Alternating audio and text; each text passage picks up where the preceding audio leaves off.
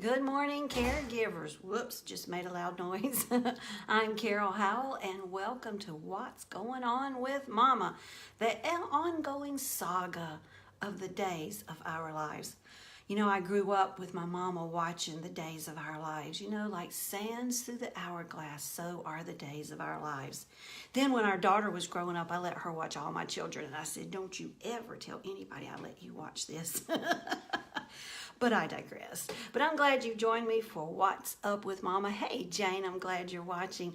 We will continue the ongoing saga of Mama, but first I want to acknowledge today's sponsor, CCA, Continuum Capital Advisory, here in Rock Hill, South Carolina, the beautiful place to live. They are located at 1922 India Hook Road. Now, you will reach Richard or Stephen there, and they will give you excellent financial advice. They have invested all $12.56 of my money. I am very pleased with it, let me tell you. You can reach them at 325-1020, and you will get common sense investing information, and you'll understand it. And if you don't, you stay till you do, okay? Tell them Carol sent you.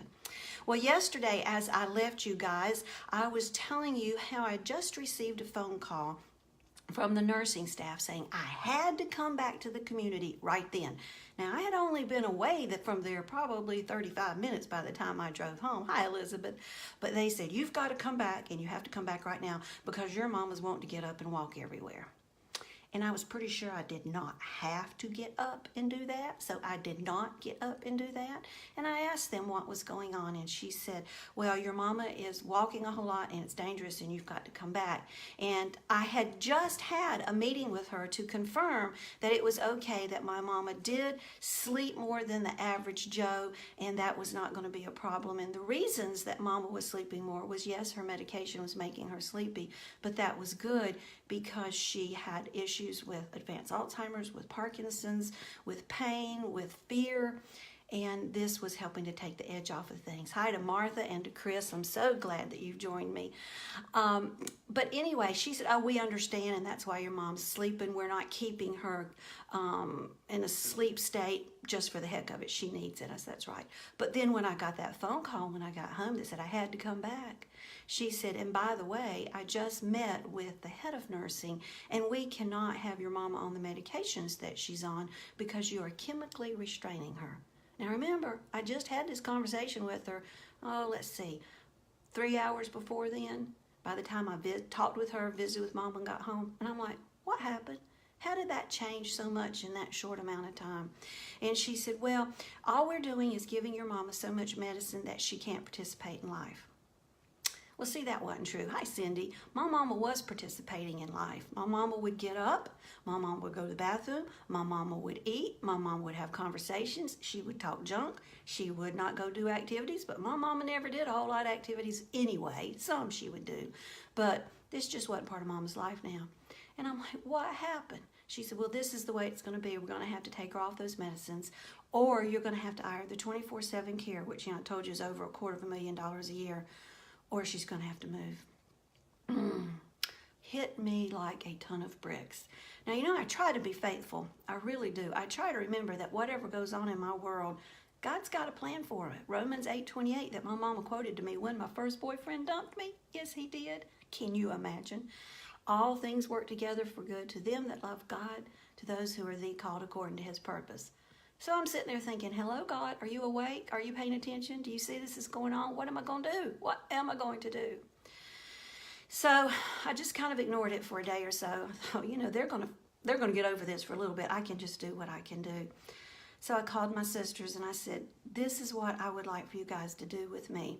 I would like to, on Saturday morning, go tour a group home I know of in Charlotte. And this gentleman, and I'm not going to tell you where it is or who it is or the name of it, because you got to call me or email me to find this out. But I knew this gentleman operated a wonderful group home, and it was a little further away than I wanted it to be in Charlotte. Charlotte traffic.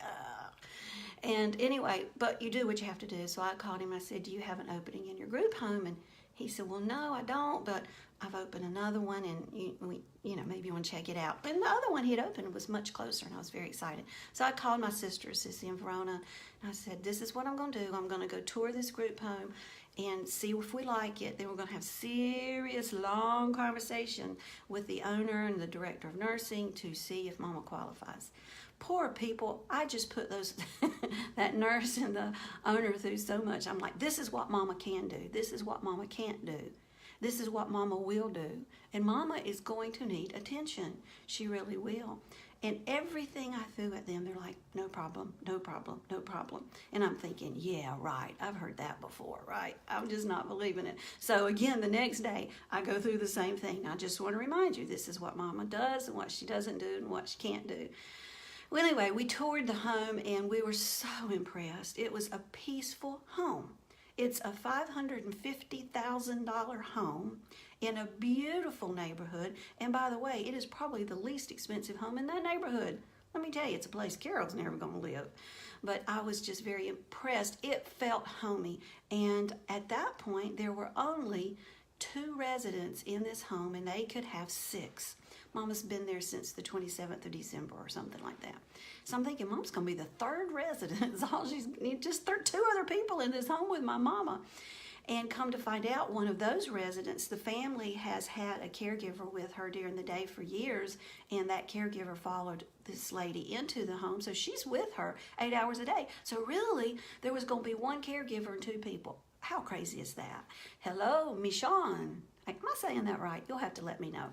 But anyway, very excited about that, and found out when the 4th resident moves into my mom's home, they'll have to hire another caregiver. Isn't that crazy? So after much deliberation, a whole lot of tears, talking with my sisters, talking with my husband, we felt this was probably going to be the right move for Mama, maybe sooner rather than later. That was a Saturday morning. Went home, spent the day, had a pretty good day. Was on the phone later with my sisters on a conference call. Don't you love the way you can do that on your iPhone? It's pretty neat. I figured out how to do it, not cut people off. It's a miracle. But the 3 of us are talking, and I get a phone call from the skilled nursing. I showed up on my phone. I said, you guys, hold on. This is skilled nursing. Let me see what's going on. And the worst had happened. Well, not the worst. But what we had dreaded had happened. Mama had fallen. She didn't just fall. She face planted, kerplunk. She was sitting at the, I guess it was the lunch table. No, it was at dinner time. She was sitting at the dining room table for dinner. And she decided to get up. And she fell totally forward right on her face. And so I get back on the phone with my sisters. I said, okay, I got to go to the hospital. They're taking Mama to Piedmont. She's falling on her face. So my youngest sister meets me there. My older sister's not able to get out and go. She has lots of health issues, bless her heart, and recently been diagnosed with multiple sclerosis on top of everything else she's got going on. But so my little sister meets me there, and we got there before the ambulance. And when I got there, I said, as soon as Miss Holder gets here, I need to go back with her. She has advanced Alzheimer's, and she will be very, very confused. Hi, Peggy White. And so, let's see. Do you want to tap Peggy White in this video? Tag. Okay, I guess I did that right. I'm learning this, y'all. And they said, well, you cannot go back with your mother until we get her all settled in and into a room. I said, but you don't understand. They're going to ask my mom questions she's not going to have the answers to. They said, ma'am, we do this every day. It's okay. I'm like, oh, goodness, frustrated.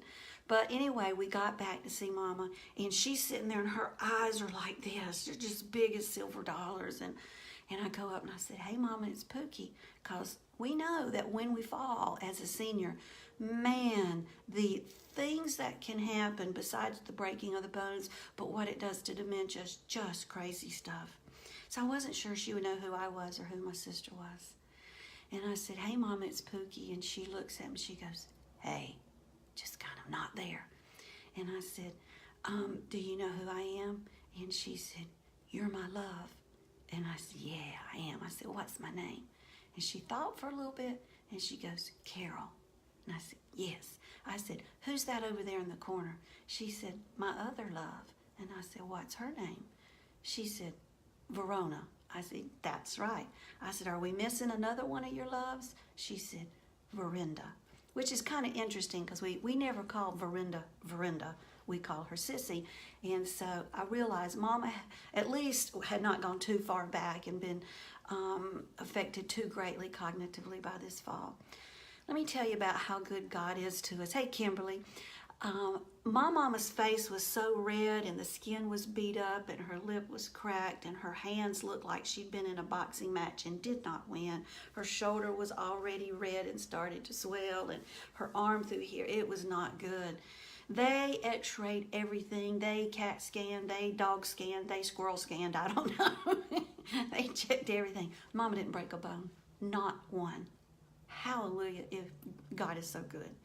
We got her back to her skilled nursing.